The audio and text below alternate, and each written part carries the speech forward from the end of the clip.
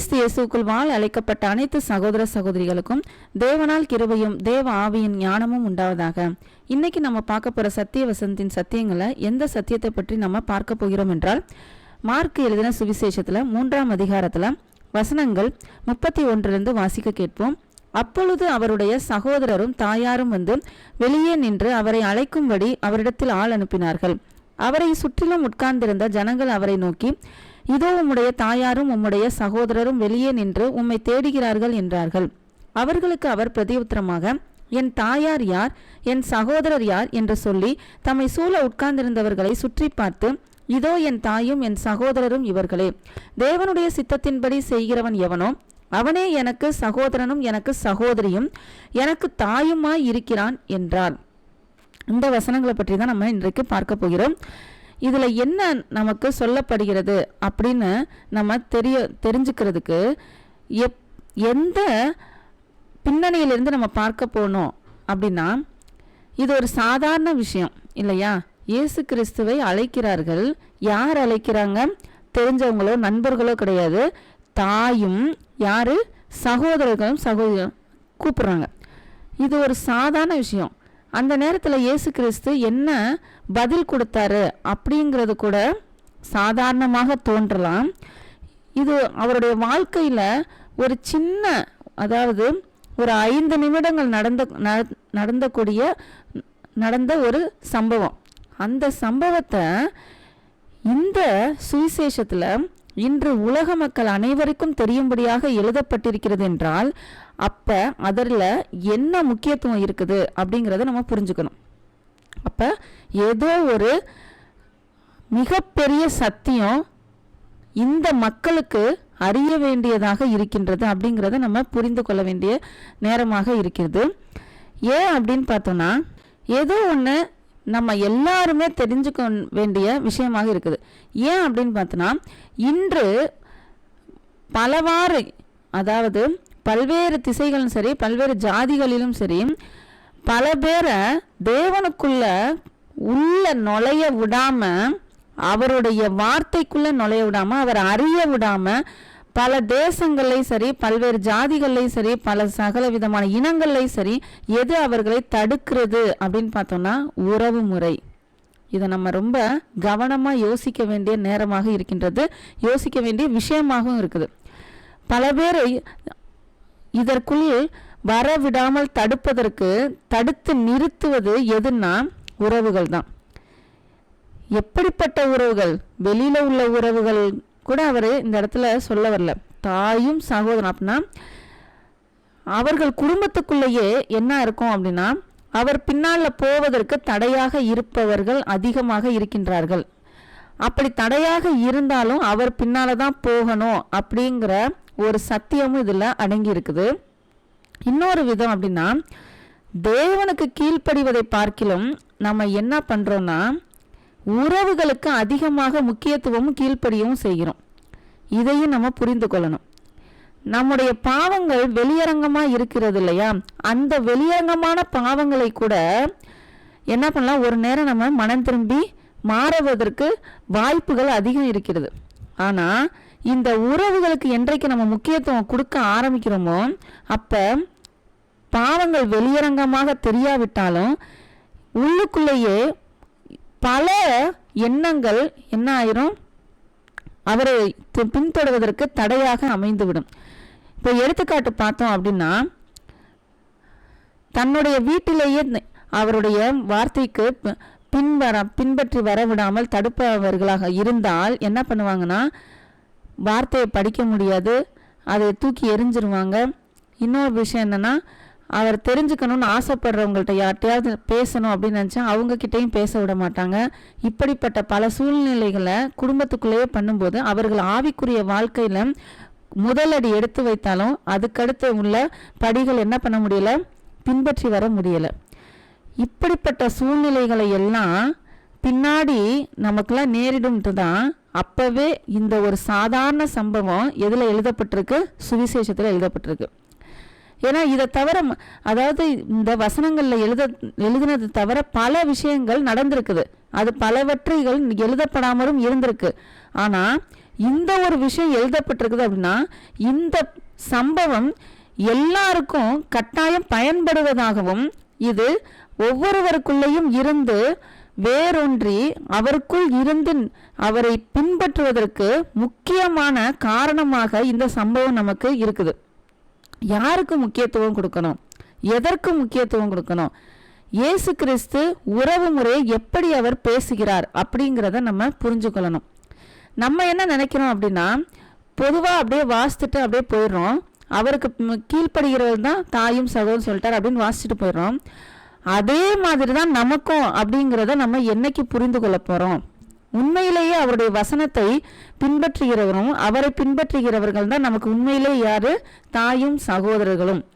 அவருடைய வசனத்தை பின்பற்றாமல் நம்முடைய குடும்பத்திலே இருந்தாலும் அவர்களை நம்ம தாயும் சகோதரரும், அதாவது நம்முடைய குடும்பத்தினர், நம்முடைய உறவு முறையார் அப்படின்ட்டு அவர்களுக்கு முக்கியத்துவம் கொடுத்தோம்னாலே அன்னைக்கு நம்மளுடைய ஆவிக்குரிய வாழ்க்கையுடைய முடிவு வந்துடும். இதை நம்ம புரிஞ்சுக்கணும்.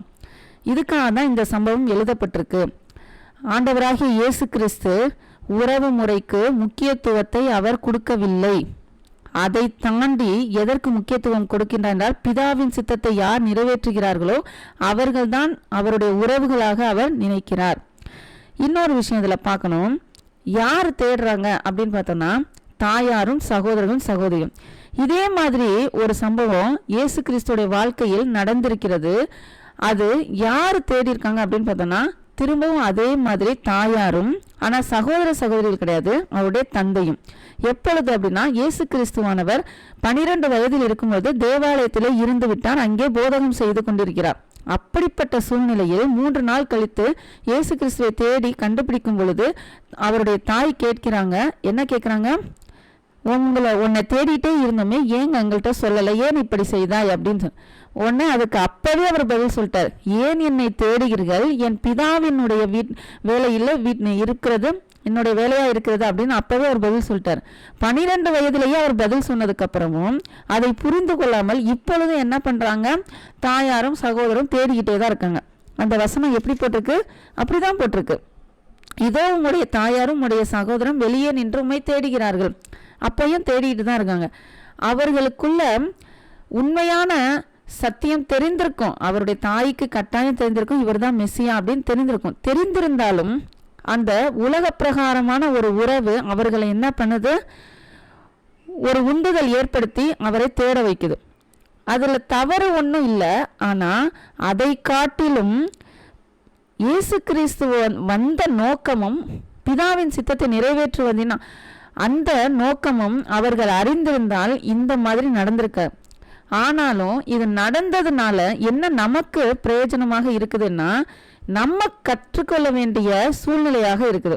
ஏன்னா இதே மாதிரிதான் நம்ம என்ன நினைக்கிறோம்னா, பலவாறு அதாவது வேலைகளில் கிறிஸ்துவை தேடுவதற்கான சூழ்நிலையை விட்டுவிட்டு உறவுகளுடைய, அதாவது ஃபங்க்ஷனுக்கோ அவர்களுடைய பல்வேறு சடங்குகளுக்கும் நம்ம போய்விட்டு அவரை என்ன பண்ணிடுறோம்? கழட்டி விட்டுறோம். ஆண்டவராக இயேசு கிறிஸ்துவை கழட்டி விட்டுட்டு நம்ம என்ன பண்ணுறோம்? பல உறவுகள் வைத்து கொண்டிருந்த ஃபங்க்ஷனுக்கும் அவர்களுக்கு செய்கின்ற சடங்குகளுக்கும் முக்கியத்துவம் கொடுத்துட்டு பல நாட்களை இப்படி தான் என்ன பண்ணியிருக்கோம்? வீணடித்து கொண்டிருக்கிறோம். இதுவும் அது தேவனை பின்பற்றுவதற்கு தடையாக இருக்கின்றது. இந்த சூழ்நிலைகளில் நம்ம கவனமாக யோசித்து பார்த்து இந்த சம்பவத்தை நம்ம ஆழமாக சிந்தித்தோம் என்றால், பல சூழ்நிலைகள் ஏற்படும் பொழுது, அதாவது உறவா தேவ வார்த்தையா, உறவா இயேசு கிறிஸ்து பின்னால் போவதா, உறவா தேவ சித்தத்தை நிறைவேற்றுவதா, அன்று அப்படி வரும் பொழுது நம்ம என்ன பண்ணணும்? எதுக்கு முக்கியத்துவம் கொடுக்கணும் அப்படின்னு யோசிச்சு தேவனுக்கே முதலாவதாக முக்கியத்துவம் கொடுப்பதை தேர்ந்தெடுத்து அதன் பின்னால் நம்ம போக வேண்டும். ஆனால் நம்ம என்ன பண்ணுறோம்? உறவுகள் தடுக்குதா, உடனே அதற்கு அடிபணிந்து அப்படியே விட்டுறோம். உறவுகளுக்காக நம்ம நிறைய வேலை செய்யணுமா, அதுக்கு பின்னாடி போயிட்டு தேவ சித்தத்தை நிறைவேற்ற விட்டுறோம். உறவுகள் நமக்கு பல உலக வாழ்க்கைக்குள்ளே இழுத்து கொண்டு போகுதா, உடனே அதுக்கு அப்படியே போயிட்டு இயேசு கிறிஸ்துவோடைய வார்த்தையை விட்டு விடுகிறோம். இப்படிப்பட்ட பல்வேறு இடரல்கள் எங்கேருந்து தான் வரும்னா உறவுகள் இருந்து தான் வருது. அதை தான் இங்கே நமக்கு புரிய வைக்கிறதுக்காக ஆண்டவராக இயேசு கிறிஸ்து இந்த சந்தர்ப்பத்தை, இந்த சம்பவத்தை நமக்கு என்ன பண்ணுறாரு, இங்கே காண்பிக்கிறார். இன்னொரு விஷயம் என்ன அப்படின்னு பார்க்கும்போது, இயேசு கிறிஸ்துவை எதற்குள்ள அடக்கி வைக்க முடியாது, உறவுகளுக்குள்ள அடக்கி வைக்க முடியாது. தாயையும் சகோதரரும் இருக்கிறாங்க அப்படின்னு ஒரு சாதாரண வார்த்தைகள் தான் சொல்கிறாங்க. உடனே அவர் என்ன சொல்லியிருக்கலாம், வெயிட் பண்ண சொல்லுங்க, இருக்க சொல்லுங்க, நான் வந்துடுவேன், வந்து பார்க்குறேன் அப்படின்னு தான் ஒரு சாதாரண மனிதனோ இல்லை ஒரு சாதாரண ஒரு எண்ணம் இருந்திருந்தா அப்படி தான் சொல்லுவாங்க. ஆனால் இயேசு கிறிஸ்து இந்த உலகத்தில் உள்ள சன்மார்க்கர் போல கிடையாது. இந்த உலகத்தில் வாழும் உலக பிரகாரமான வாழும் உறவு முறைகளுக்கு அவர் அடிபணிபவர் கிடையாது. அவர் எப்படிப்பட்டவர்னா, சொல்லும் செய்யும் செயலும் ஒவ்வொன்றும் பிதாவுடைய சித்தப்படியும் அவர் என்ன நினைக்கிறாரோ அதன்படி செய்யவும், அதை தாண்டி இன்னொன்று இருக்கு, என்னன்னா எது உண்மை எது சத்தியம் அப்படிங்கிறது அவருடைய என்றென்றைக்கும் ஓடக்கூடிய அவருடைய ஓட்டமாக இருக்குது. ஏன்னா அவருக்கு எது உண்மைன்னு தெரியும். தாயும் சகோதரரும் அப்படிங்கிற உறவுகள் இன்னும் என்னென்ன அத்தை மாமா மாமனார் மாமியார் இன்னும் எவ்வளோ உறவுகளாக இருந்தாலும் அது எல்லாமே இந்த உலகம்தான் ஏற்படுத்தி வைத்த உறவுகளை தவிர பிதாவுக்கு முன்னால் அந்த உறவுகள் எல்லாம் எதுவும் கிடையாது. எல்லாருமே தனித்தனியான ஒரு நபர். ஆத்மா ஆவி சரீரம், ஆவி ஆத்மா சரீரம் அந்த தனிநபராக அவருக்கு முன்னால தெரியுமே ஒழிய இவர்களுடைய புள்ள இவர்களுடைய மருமகள் அப்படிங்கிற எந்த உறவுகளும் அவருக்கு முன்னால எதுவும் கிடையாது. அப்படி இருக்கையில திடீர்னு இயேசு கிறிஸ்துவை ஒரு உறவு முறைக்குள்ள அவரை அடிபணிய வைக்க முடியுமா? எந்த ஒரு சாதாரண வார்த்தை நம்ம என்ன நினைப்போம், அவங்க வந்திருக்காங்க இவங்க வந்திருக்காங்க இவங்களுக்கு ரெஸ்பெக்ட் கொடுக்கணும் இவங்களுக்கு மரியாதை கொடுத்து இவர்களை அழைத்து வரணும் அப்படின்னு பலவிதமான ஒரு சிஸ்டமேட்டிக்காக ஏதோ ஒன்று நம்மளே மனிதனே கிரியேட் பண்ணிக்கிட்டு மனிதனே அதை உண்டாக்கி வைத்து கொண்டு அதற்கு முக்கியத்துவம் கொடுத்துட்டு அதன் பின்னாலேயே வாழ்க்கையில் பாதி நாட்கள் முடிந்து விடுகிறது. அப்போ எப்போதான் அவருடைய சித்தத்தை தேடுவது, அவருடைய வார்த்தையை எப்போ தேடுவது, அவரை பற்றி எப்போ நாம் அறிந்து கொள்வது? வாழ்க்கையின் முக்காவாசி நாள் இதில் என்ன ஆயிடுது, நமக்கு முடிந்து விடுறது. அவங்களுக்கு அதை வச்சுருக்காங்க, கல்யாணம் வச்சுருக்காங்க, காது குத்து வச்சுருக்காங்க, இவங்களுக்கு இது காரியம் வச்சுருக்காங்க, இப்படி எல்லாவற்றிற்கும் நாம் போய் என்ன பண்ணிடுறோம், பிதாவாகிய தேவன் அனுப்பிய ஒரே பேரான குமாரன இயேசு கிறிஸ்துவோடைய பின்னால் அவருடைய வார்த்தையை அறிந்து கொள்வதற்கு நம்ம விட்டு விடுகிறோம். அவரை நோக்கி பார்ப்பதற்கு நம்ம என்ன பண்ணிடுறோம், விட்டு விடுகிறோம். அவர் எப்படிப்பட்டவர் என்பதை அறிந்து கொள்வதற்கு நம்ம விட்டு விடுகிறோம். அதற்கு நமக்கு என்ன இல்லை, இப்படி உறவு முறைகளுக்கெல்லாம் நம்ம முக்கியத்துவம் கொடுக்க நமக்கு என்ன கிடைக்காம போயிடுதுன்னா நேரம் கிடைக்காம போயிடுது. அப்போ எது உண்மை எது சத்தியம் அப்படின்ட்டு அவருடைய பார்வையில் பார்க்கும் பொழுது உறவு முறைகள் எல்லாம் வெறும் இந்த உலகத்தில் இருக்கும் வரைக்கும் தான். அதற்கப்புறம் போயிட்டு எந்த உறவும் அங்கே செல்லுபடியே ஆகாது. ஏன்னா பல பேர் சதுசேரி கேட்பாங்க, உயிர் தெரிந்ததுக்கப்புறம் 7 பேருக்கு கல்யாணம் பண்ணியிருந்த ஒரு பெண் யாருக்கு மனைவியாக இருப்பாள் என்று. ஆனால் அங்கே அவர் என்ன சொல்வார், அங்கே பெண் கொள்வதும் இல்லை பெண் கொடுப்பதும் இல்லை, அங்கே அவர்கள் தேவதூதர்களை போல் இருப்பார்கள். அப்படி இருக்கையில் எந்த உறவு முறையும் அங்கே கிடையாது. என்றென்றும் வாழக்கூடிய வாழ்வில் எந்த உறவு முறையும் இல்லாதப்ப அதுதான் மெய்யான வாழ்க்கையாக இருக்கும்போது இந்த நிரந்தரம் இல்லாத இந்த உலகத்துல எந்த உறவுகளுக்கு நம்ம ஏன் முக்கியத்துவம் கொடுக்கணும்? அதற்காக எல்லாரையும் துரத்தி விட்டுட்டு எல்லாருக்கும் மரியாதை இல்லாம நம்ம பிஹேவ் பண்ணணும், நம்மளுடைய இதை காமிக்கணும் அப்படின்னு இங்கே அவர் சொல்ல வரல. அவர் எதை சொல்ல வர்றாருன்னா, எதற்கு நீங்கள் முக்கியத்துவம் கொடுக்க போகிறீர்கள்? தேவ வார்த்தைக்கு தடையாக இருந்தாங்க, அவர் பின்னால இயேசு கிறிஸ்து பின்னால நம்ம போவதற்கு தடையாக இருந்தார்கள் என்றால் நம்ம என்ன பண்ணணும்? அப்பொழுது இந்த உறவுகளை உதறிவிட்டு போவதற்கு தயாராக இருக்க வேண்டும். ஏன் ஒரே ஒரு எடுத்துக்காட்டு, நம்ம கடைசி நிறைய சத்தியங்களை பார்த்தோம். அவருடைய சீஷர்கள் என்ன பண்றாங்க, என் பின்னே வாருங்கன்னு சொன்னோன்னே தன் தந்தையையும் வலையையும் விட்டு பின் சென்றார்கள் இருக்கு.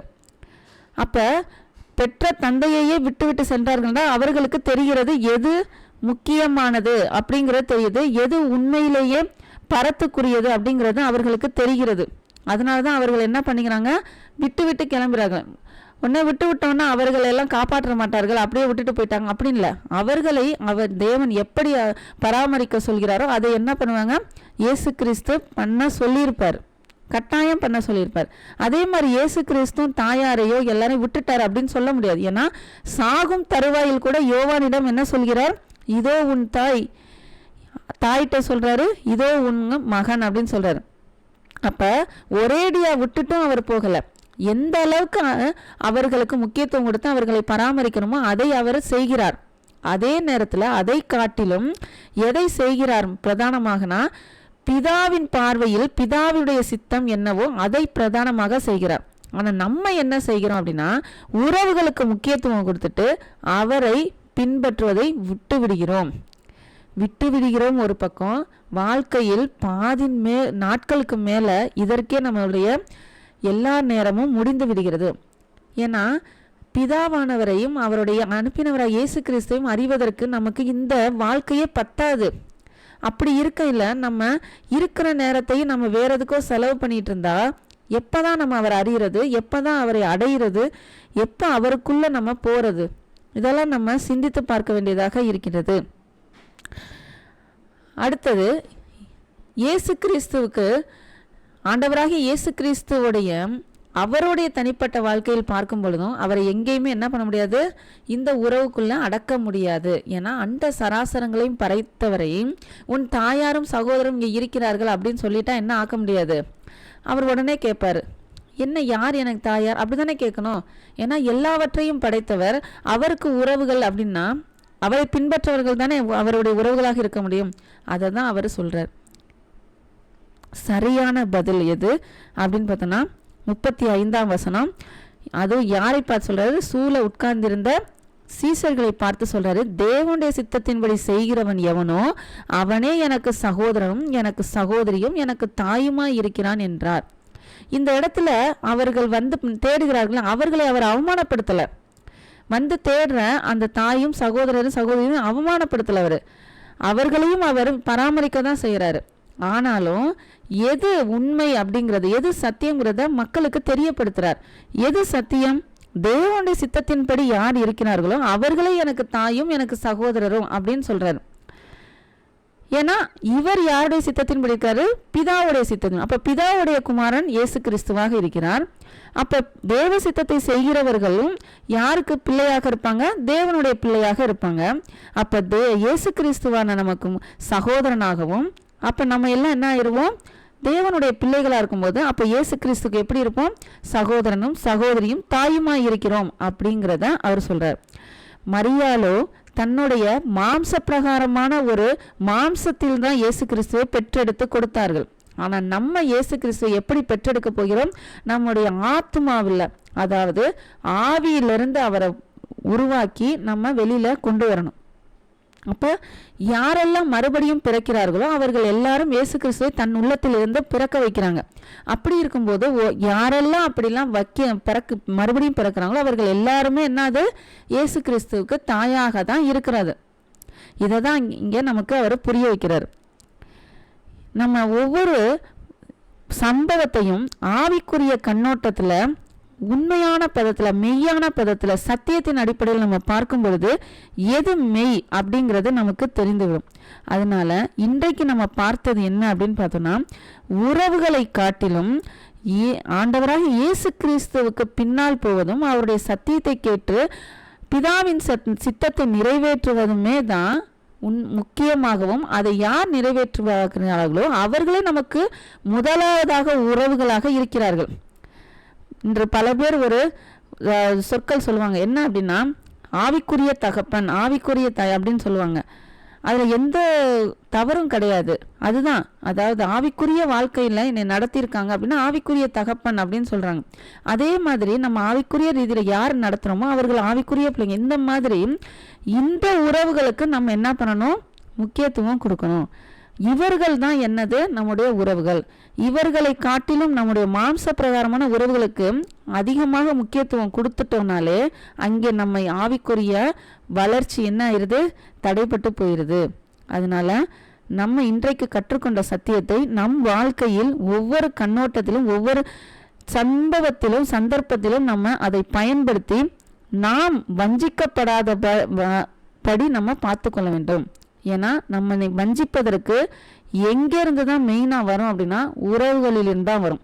அது நம் குடும்பத்துக்குள்ளே இருந்து கூட வரும். அதனால எந்த வஞ்சனையிலிருந்தும் நம்ம விழாதபடி நாம் யாருக்கு முக்கியத்துவம் கொடுக்கணும், எதற்கு முக்கியத்துவம் கொடுக்கணும், தேவ சித்தத்துக்கே முக்கியத்துவம் கொடுக்கணும் அப்படின்னு நம்ம அறிந்து கொண்டு அதை நம்ம பின்தொடர்ந்து ஆண்டவராய் இயேசு கிறிஸ்துவின் பின்னால் நாம் கடந்து செல்வோமாக. அடுத்த சத்தியத்தில் நம்ம இன்னொரு சத்தியத்தை நம்ம பார்ப்போம்.